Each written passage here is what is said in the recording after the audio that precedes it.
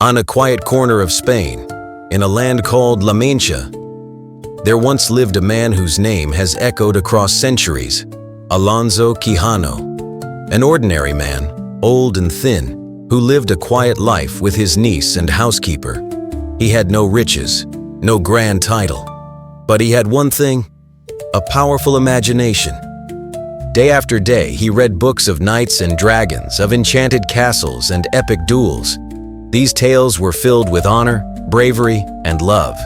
And the more he read, the more the real world faded away.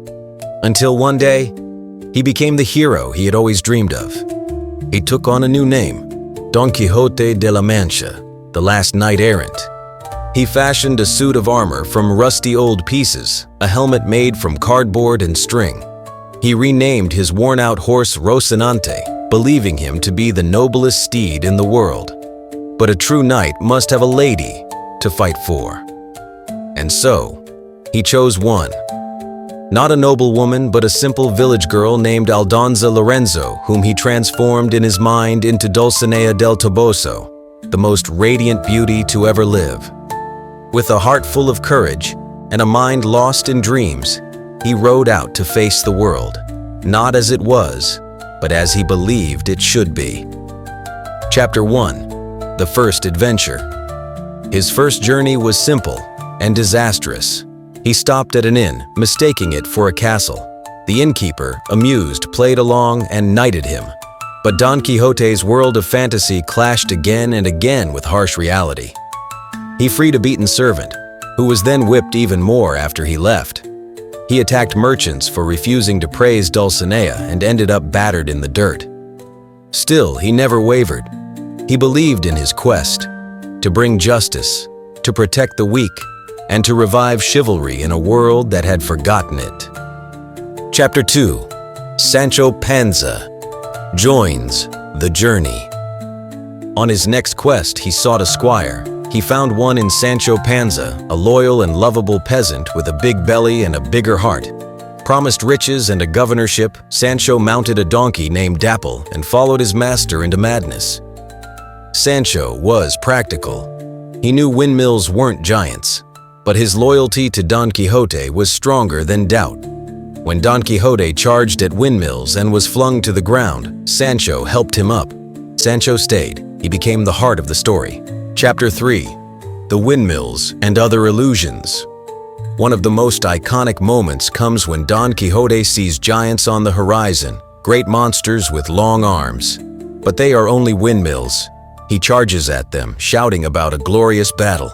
The wind catches his lance, tosses him down, breaks his armor, but not his spirit. To him, everything is a symbol. Barbers' basins become golden helmets. Prisoners become noble souls, needing rescue. Inns are castles, and peasants are princes in disguise.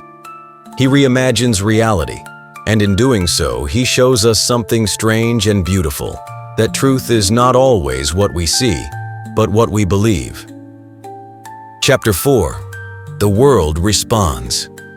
News of the Mad Knight spreads across Spain.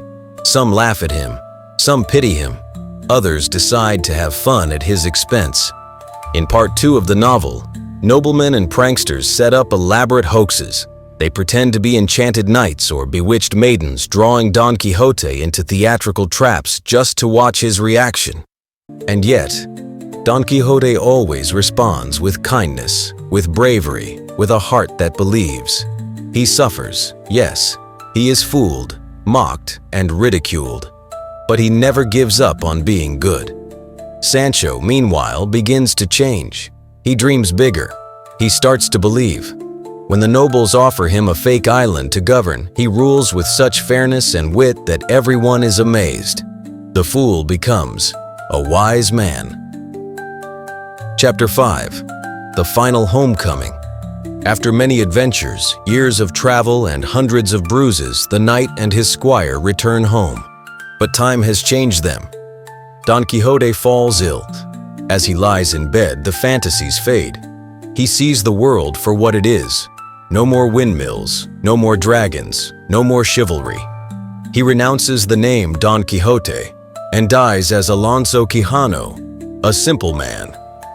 Sancho weeps. "Don't die, master," he pleads. "Let's go out again. Let's be shepherds this time." But it's too late. The dreamer has awakened and gone. Epilogue: The Legacy of the Knight.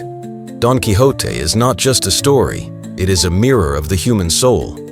He was mad, yes, but in his madness he showed us the truth we often forget. That the world is unfair, that people are cruel, but that we can choose to believe in beauty, justice, and love. Don Quixote's madness was his armor, his dreams were his sword, and his heart, his noble, unbreakable heart, was his greatest weapon. He didn't defeat dragons or rescue princesses, but he defeated despair. And in that, he won something no knight ever had: the hearts of readers across the world.